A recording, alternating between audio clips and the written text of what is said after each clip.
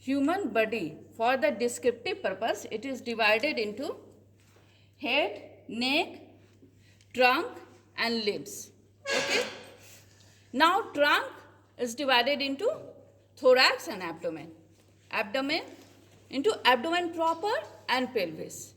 Now pelvis, this is the pelvic brim or pelvic inlet.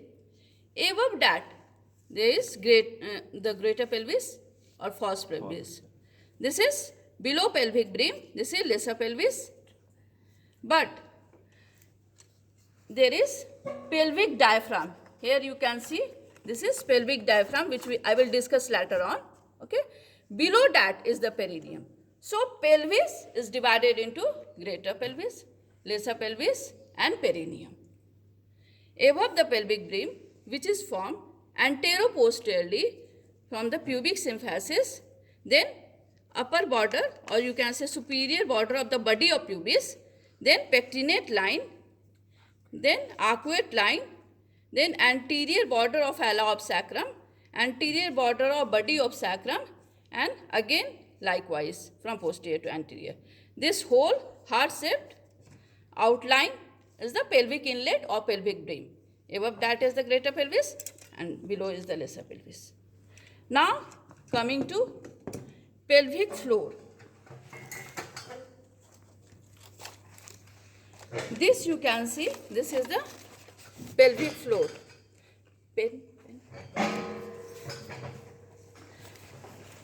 This is pelvic floor. It is hammock shaped. Hammock क्या होता है? दो पैर के बीच में अगर हम लोग झूला बना देते हैं, बेड टाइप का ऐसे लटका देते हैं, तो वो जो आता है पिक्चर, वो that is hammock shaped. ये जो पॉलिथीन वाला है, ये दिस इज गटर शेप्ड और हैमॉक शेप्ड. जो झूला होता है वो भी एकदम लटका हुआ होता है, या गटर दोनों तरफ से एक तरफ कन्वर्ज हो रहा है, ऊपर से नीचे जा रहा है स्लोप की तरह. ठीक है. So this is our pelvic floor, which is formed by two muscle, levator ani and coccygeus muscle. Levator ani again divided into pubococcygeus and iliococcygeus. And coccygeus, the another name is ischio-coccygeus. So pubo, ilio and ischio-coccygeus. This yellow one in yellow color, this is pubococcygeus. From pubis going up to the coccyx, here, up to here, pubococcygeus. This part of the levator ani is made up of pubococcygeus and iliococcygeus. Now, the pubococcygeus is very important because it gives two slings. These are the two slings. This you can see in yellow color. These are the slings. First, this is the puborectalis. This one, which is passing through the anorectal junction. This is rectum and below it is anus. So, at the anorectal junction, this is puborectalis, slip of pubococcygeus muscle, due to which anorectal angle is maintained, which is 90 degree. Okay? When it contracts, it forms the anorectal angle, and when it relaxes, it becomes straight. Okay? And another one is, this one is the pubovaginalis. This is uterus, and this is, here is the vagina. So pubovaginalis, this one. This sling is pubovaginalis, and in male, levator prostae. It elevates the prostate gland. Okay, levator prostae. Now coming to this red one, this is iliococcygeus, and in green, this is ischio-coccygeus or coccygeus. For knowing the origin insertion of this muscle, we have to know the obturator internus muscle. Obturator internus, this in pink color, this is obturator internus. It arises from the, this is obturator foramen, here is the obturator foramen. From the inner aspect, there is obturator membrane.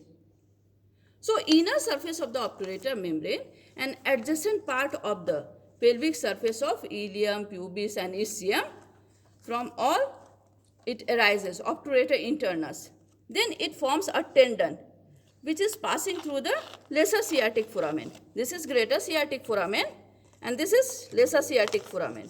We all know these foramens are formed by the sacrotuberous ligament and sacrospinous ligament. Sacrotuberous, triangular ligament from the sacrum, the dorsal aspect of sacrum going to the ischial tuberosity. And sacrospinous ligament in black color, this is from the ventral aspect of the sacrum and going to the ischial spine. And forms the foramen. This notch is converted into two foramen, lesser sciatic and greater sciatic foramen. And tendon of the obturator internus passes through the lesser sciatic foramen and forms an angle of 90 degree, and then it gets inserted over the greater trochanter of femur. Here is the acetabular cavity. Suppose here is the greater trochanter and now it is inserting after making a 90 degree angle like this. Okay. Okay. This obturator internus muscle, it is covered, internally covered by a fossa called obturator fossa.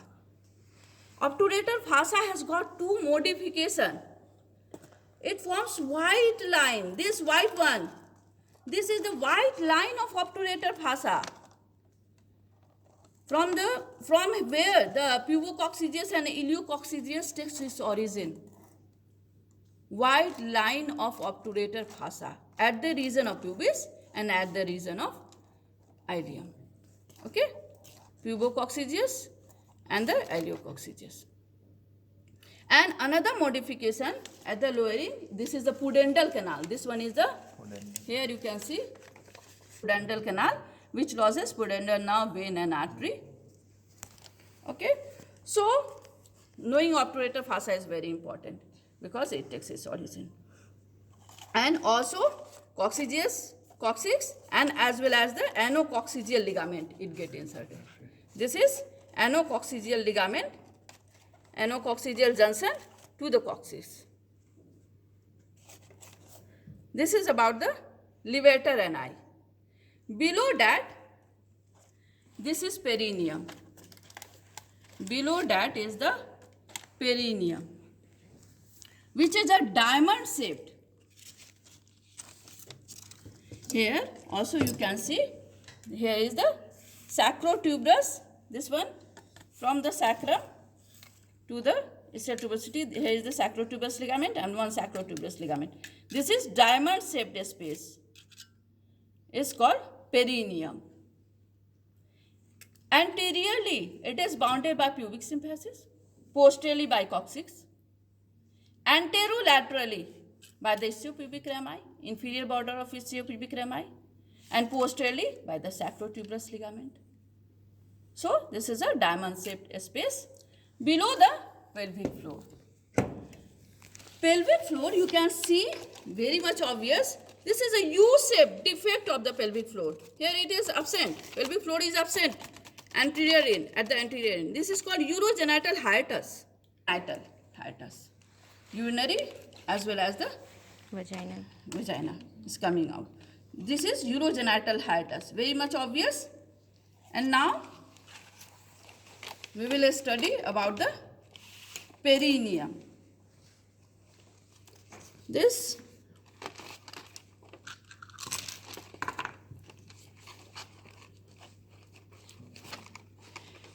is perineal membrane.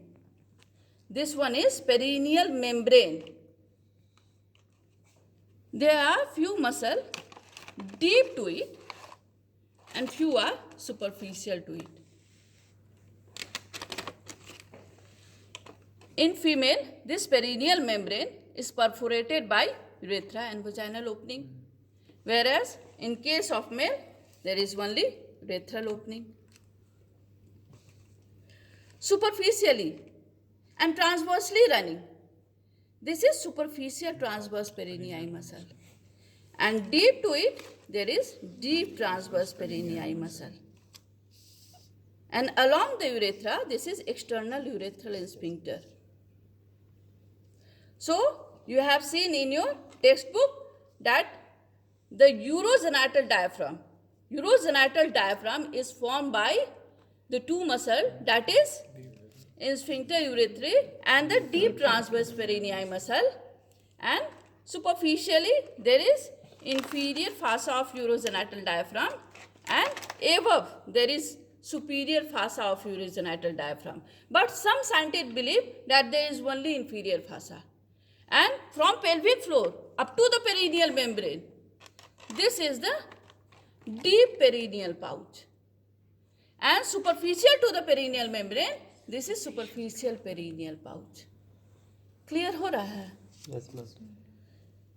This urogenital hiatus, which is an anterior defect of the pelvic floor, it is closed by perineal membrane.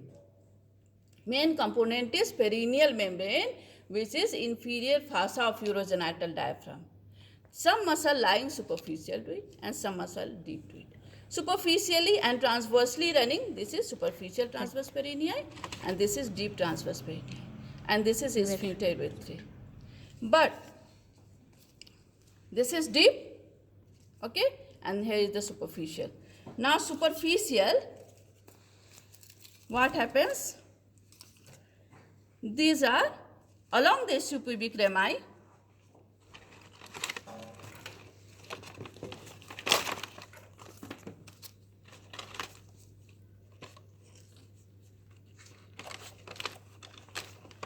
Along the isthiopubic rami, this is corpus cavernosum. Okay, and this is another corpus cavernosum.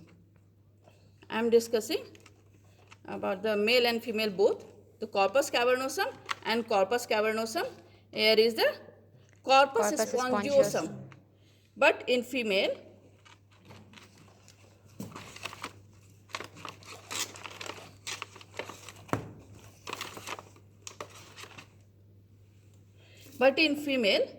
this corpus spongiosum is doubled along the vaginal opening. Here is the corpus spongiosum.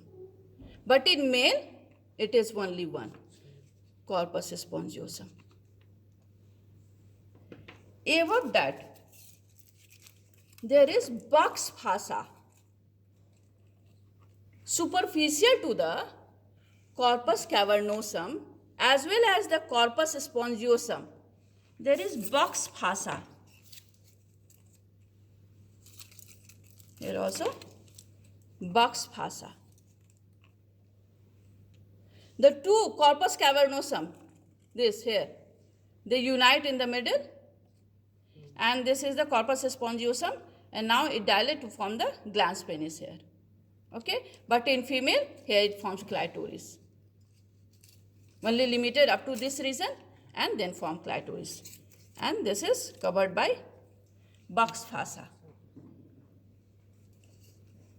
Now there is muscle, that is contractile tissue, and here is the muscle, that is ischiocavernosus. This is again ischiocavernosus, and here is the bulbospongiosum. It forms a bulb, the widened part here, which is around the urethral opening. First there is corpus. Corpus मतलब बडी होता है, बडी. सोचो कि हाँ बडी है तो उसको पहले इनर से ढक दिए, ये इनर है. बच्चा लोग जैसे इनर नहीं पहनना चाहता, बहुत बक बक करता रहता है पूरे टाइम, तो बक्स फासा है. इसका नाम क्या है? इस इनर का नाम क्या है? बक्स फासा. और उसके बाद उसको कपड़ा पहनाना है. दिस इज, तो यहाँ पे इस्सियम है ना, तो ये कैवर्नोसम तो है ही, corpus cavernosum net like honeycomb pattern है, लेकिन ये इस्सियम के बगल में है तो इस मसल का नाम रख देंगे इस्सियो कैवर्नोसम. यहाँ भी इस्सियोपुबिक रमाई के बगल में है तो ये इस्सियो कैवर्नोसम हो गया. यहाँ पे एक डायलेटेड इन बना रहा है, बल्ब टाइप का बना रहा है, तो ये बल्बो, और इसका टेक्सचर स्पॉन्जी है क्योंकि इसके अंदर से पेनाइल यूरेथ्रा पास करेगा.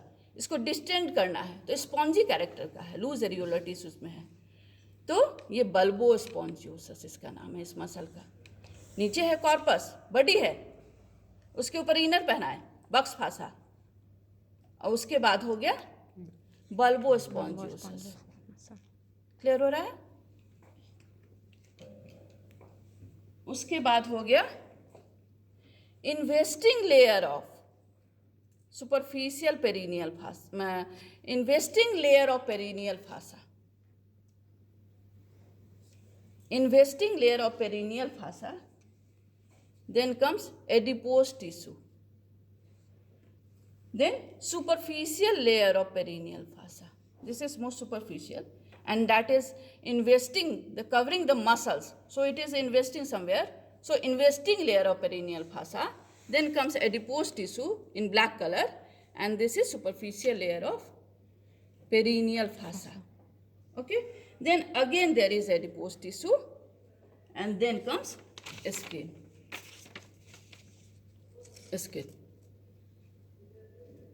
Okay, here in the female, which I have told earlier, this is, in spite of this single piece, there is two. Bulbospongiosus, पहले कॉर्पस स्पॉन्जियोसम हो गया, फिर यहाँ भी इसके ऊपर बक्स फासा है, ये भी बक्स फासा है, फिर बल्बो स्पॉन्जियोसस मसल फीमेल में अलग अलग है क्योंकि उसका कॉर्पस स्पॉन्जियोसम अलग अलग है, इससे ये बल्बो स्पॉन्जियोसम हो गया फीमेल में। फिर इन्वेस्टिंग लेयर हो गया, investing layer of perineal fascia, फिर एडिपोज टिश्यू। तो ये जो स्ट्रक्चर है, दिस इज लैबिया माइनोरा। फिर यहाँ पे इन्वेस्टिंग लेयर हो गया, फिर एडिपोज टिश्यू आ गया, फिर सुपरफिशियल पेरिनियल फासा, फिर यहाँ एडिपोज टिश्यू। लैबिया मेजोरा जो हो रहा है, ये एडिपोज टिश्यू का यहाँ पे हाइपरट्रॉफी हो रहा है, उससे बन रहा है। लैबिया माइनोरा जो है वो कॉर्पस स्पॉन्जियोसम से बन रहा है। ठीक है, कॉर्पस स्पॉन्जियोसम है, उसका बल्बो स्पॉन्जियोसम, उसके बाद हो गया स्किन। ठीक है,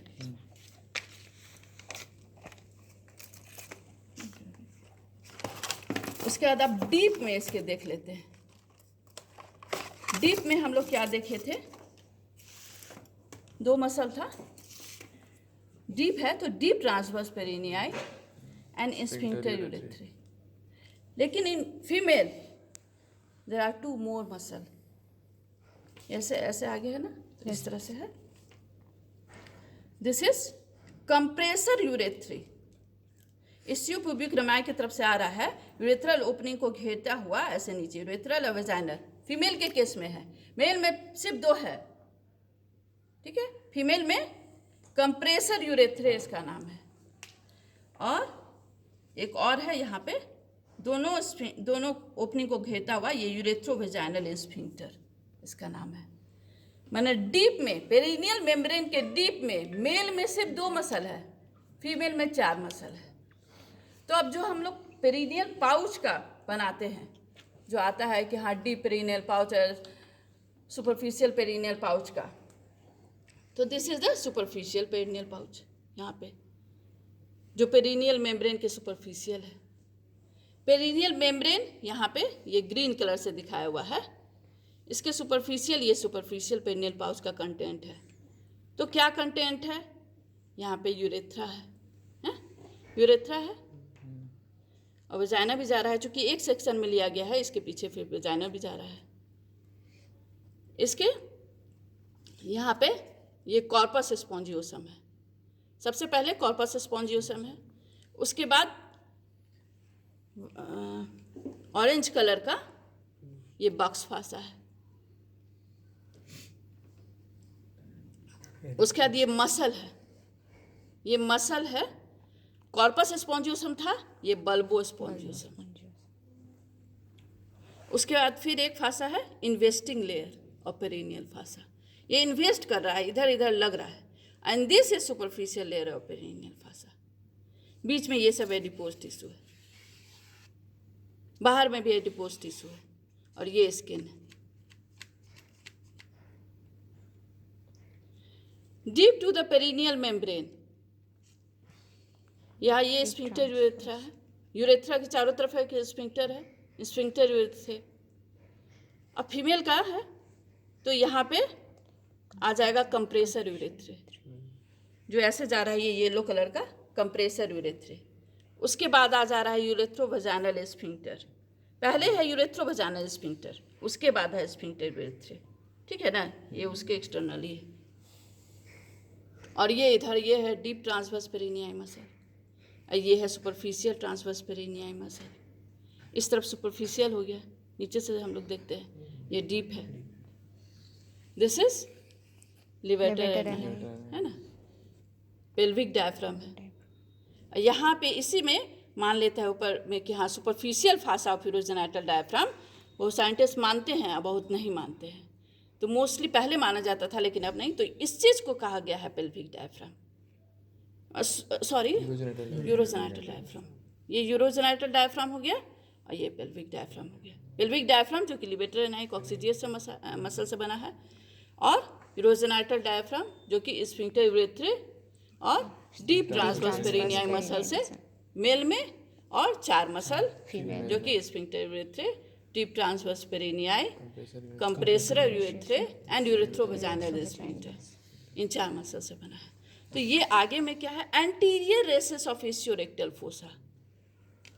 यहाँ पे अगर हम लोग जो पेरिनियम है इसके आगे में ये यूरोजेनाइटल ट्रायंगल है, ये डायमंड शेप्ड स्पेस है ना,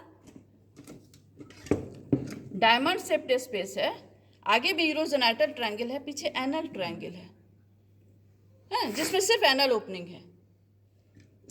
और किसी ने नहीं पूछा कि ये क्या चीज़ है, ये दिस इज पेरिनियल बॉडी है ना, जहाँ पे सारा मसल कन्वर्ज करता है। एक्सटर्नल यूरेथ्रल स्फिंक्टर माने एक्सटर्नल एनल स्फिंक्टर, ये तो एनस है, एक्सटर्नल एनल स्फिंक्टर। फिर यहाँ पे यूरेथ्रा भी आ रहा है,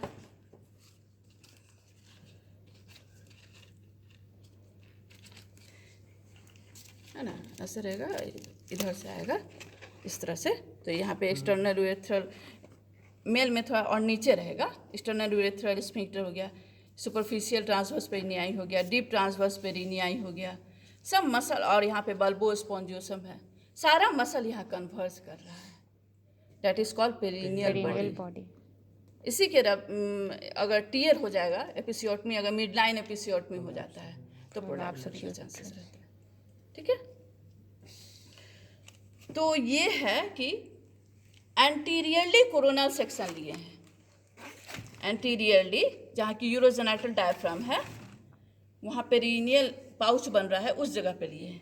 अगर हम लोग एनल ट्रायंगल पीछे वाले ट्रायंगल में लेते हैं कोरोनल सेक्शन, तो ये चीज़ हमें देखने को मिलता है कि हाँ एनल कैनाल जा रहा है, ये बीच में this one is conjoint sheath, external to that there is external sphincter, internal to that in orange color this is internal anal sphincter, ठीक है। एक्सटर्नल एनल स्फिंक्टर डीप हो गया, ये सुपरफिशियल हो गया, this is subcutaneous external anal sphincter, and this is internal anal sphincter। ये conjoint sheath जो है मेन अट्रैक्शन है एनल कैनाल का, क्योंकि इसी में longitudinal muscle coat of rectum उसका फाइबर है। फिर यहाँ पे है ये डीप एक्सटर्नल स्फिंक्टर, इसका फाइबर आया है, सुपरफिशियल इसका आया है, ठीक है, इंटरनल एनल स्फिंक्टर उसका भी मसल्स आया है। और सब यहाँ थर्ड पार्ट में, ये 3 पार्ट में divided anal canal, upper zone, transitional zone and lower zone. तो यहाँ पे पेक्टिनेट लाइन होता है इसके जंक्शन पे, और यहाँ पे हिल्टन्स लाइन होता है। तो at the level of Hilton's line ये स्प्रेड आउट कर गया है कॉन्जॉइंट शीथ, ठीक है ना। और ये बनाता है यहाँ पे पियर्स कर देता है सबक्यूटेनियस एनल स्फिंक्टर को, कोरुगेटर क्यूटिस एनाई मसल बनाता है। इस पर शॉर्ट नोट्स भी आता है, कोरुगेटर क्यूटिस एनाई। तब उसमें लिखना हो corrugator cutis ani is nothing but the it is form by the piercing of conjoint sheath which is formed by the muscles from the longitudinal muscle of the rectum as well as some fiber of pubococcygeus muscle also, and external anal sphincter, the deep and superficial one, and the internal anal sphincter। Subcutaneous का नहीं रहता है, वो यहाँ पे आके फिर बहुत सारा फाइबर्स में बढ़ जाता है। एक फाइबर जो है वो यहाँ पे ग्रूव का फॉर्मेशन करता है, एनल ग्रूव, ठीक है, और फिर बाकी इसको पियर्स कर जाता है और यहाँ पे एग्रीगेशन हो जाता है स्किन का, तो कोरुगेशंस अपीयर हो जाता है, तो कोरुगेटर क्यूटिस एनाई मसल, ठीक है ना। और ये इस तरफ इस्योरेक्टल फोसा है या इस्यो एनल फोसा, वो तो मिसनोमर है इस्योरेक्टल, इस्यो एनल फोसा हो गया जिसमें एडिपोज टिश्यू भरा हुआ है ना। यही है, इधर एंटीरियर रेसेस से कनेक्ट रहता है ये इस्योरेक्टल फोसा, एंटीरियर रेसेस से। यहाँ भी और एक इस्योरेक्टल फोसा है, एंटीरियर रेसेस यहाँ यूरोजेनाइटल हाइटस को होते हुए, यहाँ से होते हुए, इधर से होते हुए फिर इधर चला गया है, एक इस तरफ है और एक इस तरफ है, और यहाँ आगे से जो पास कर रहा है उसको कहते हैं anterior recess of ischiorectal fossa, ischioanal fossa जो। हाँ, तो फिर इसका मार्जिन कैसे बनेगा, तो मीडियल बाउंड्री हो जाएगा लिवेटर एनाई, लैटरल बाउंड्री हो जाएगा ऑब्टूरेटर फासा, है ना, यहाँ पे आ रहा है ना पुडेंडल कैनाल, ऑब्टूरेटर फासा, और नीचे क्या हो जाएगा, स्किन हो जाएगा, वही यहाँ पे लिवेटर एनाई है, इधर ऑब्टूरेटर फासा है, ठीक है, और फिर नीचे स्किन है, और पीछे हो जाएगा gluteus Maximus and sacrotuberous ligament. Pyramid shape का है, ट्रायंगुलर पिरामिड है जिसका एपेक्स प्यूबिक सिम्फैसिस की तरफ जा रहा है, फिर यहाँ पे रेसेस है और फिर यहाँ पे एक इस्योरेक्टल फोसा है, ठीक है। अगर हम इसको यहाँ इसके अंदर घुसा देते हैं नीचे से तो ये हो जाएगा, तो पीछे से सेक्शन लेते हैं तो ये इस्योरेक्टल फोसा है जिसका सब इस पे नोट आता है। इसका कंटेंट जो होगा यही पुडेंडल कनाल जो है, यहाँ पे इसका जो पुडेंडल नर्व जा रहा है, पुडेंडल आर्टरी जा रहा है, पुडेंडल वेन जा रहा है, तो वो सारे जगह रीनल मेम्ब्रेन का भी परफोरेशंस आता है कि कौन कौन चीज़ उसको पियर्स करता है। तो मेन तो पियर्सिंग स्ट्रक्चर हो गया कि हाँ यूरेथ्रा एंड वेजाइना हो जाएगा फीमेल में, और सिर्फ यूरेथ्रा हो जाएगा उसमें मेल में, और पीछे की तरफ रह जाएगा posterior scrotal nerve and vessels आएगा मेल में, और फीमेल में रहेगा posterior labial vessels and nerve. आगे में ये पूरी तरह से प्यूबिक सिम्फैसिस को नहीं, यहाँ पे प्यूबिक सिम्फैसिस पूरी तरह अटैच नहीं है, यहाँ पे एक स्पेस है, यहाँ पे आर्कुएट प्यूबिक लिगामेंट है, और यहाँ पे deep and dorsal when of penis यहाँ से जाता है, ठीक है। और यहाँ पे इसके फिर इस तरफ पे आर्टरी सब रहता है, डॉर्सल आर्टरी ऑफ पेनिस या नहीं तो क्लाइटोरिस, और ये डीप आर्टरी ऑफ पेनिस और deep artery of clitoris.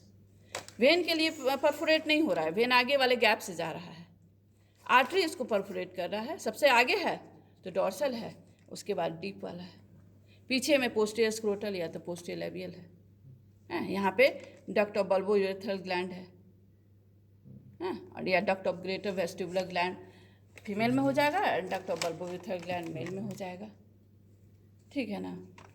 Main इसका क्लिनिकल एप्लीकेशन होता है यूरेथ्रल रप्चर।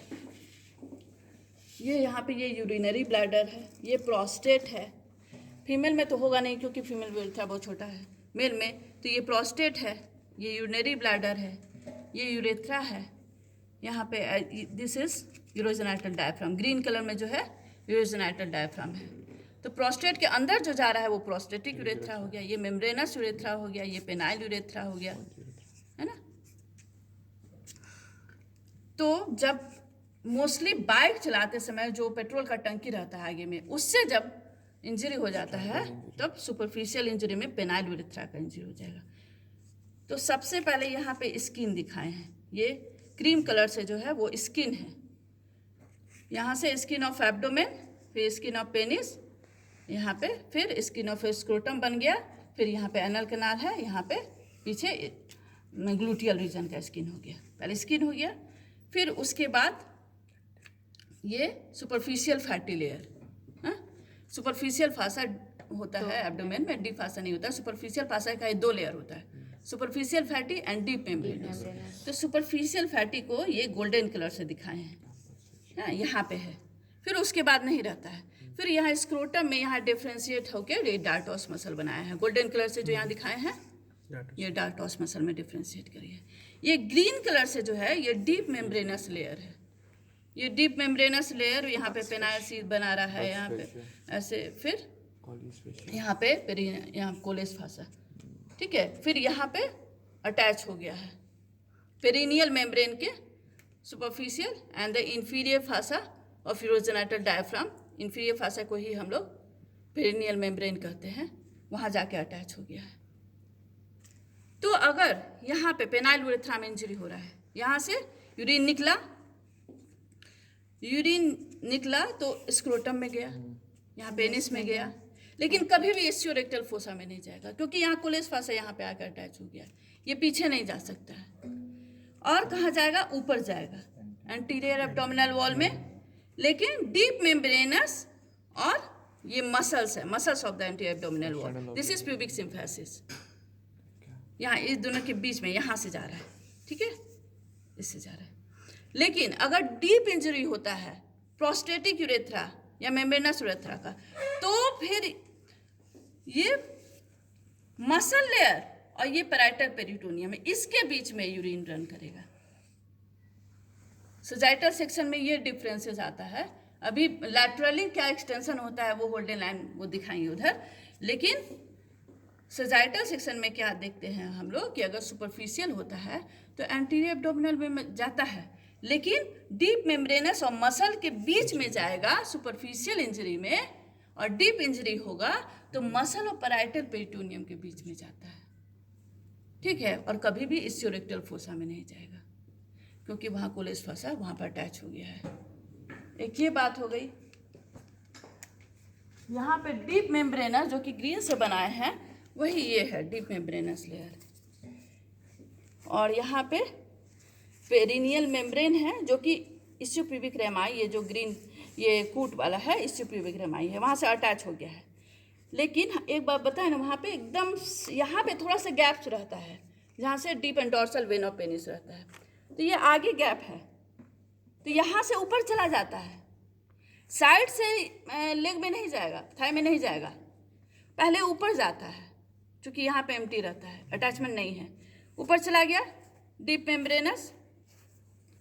तो डीप मेम्ब्रेनस जो है और ये फासा लाटा जो है जो थाई का है, फासा लाटा जो डीप फासा पूरे अच्छे से मसल्स को अटैच किया रहता है। तो यहाँ पे होल्डर लाइन इंग्विनल लिगामेंट से 1 सेंटीमीटर बिलो, 1.5 सेंटीमीटर बिलो यहाँ पे पूरे अटैच रहता है डीप मेम्ब्रेनस फासा लाटा से, और फासा लाटा अपने मसल से पूरा अटैच है, तो इसके नीचे नहीं जा सकता है। अब सोच रहे हो ना कि इसके नीचे ऐसे फासा बहुत ज़्यादा मसल से अटैच होता है डीप फासा, ये तो सुपरफिशियल फासा है ना, उसका डीप मेम्ब्रेनस लेयर है इसलिए लूजली है, लेकिन डीप फासा हमेशा मसल से बहुत ज़्यादा अटैच होता है, वो नीचे नहीं जाने देगा, दैट इज कॉल्ड होल्डन्स लाइन।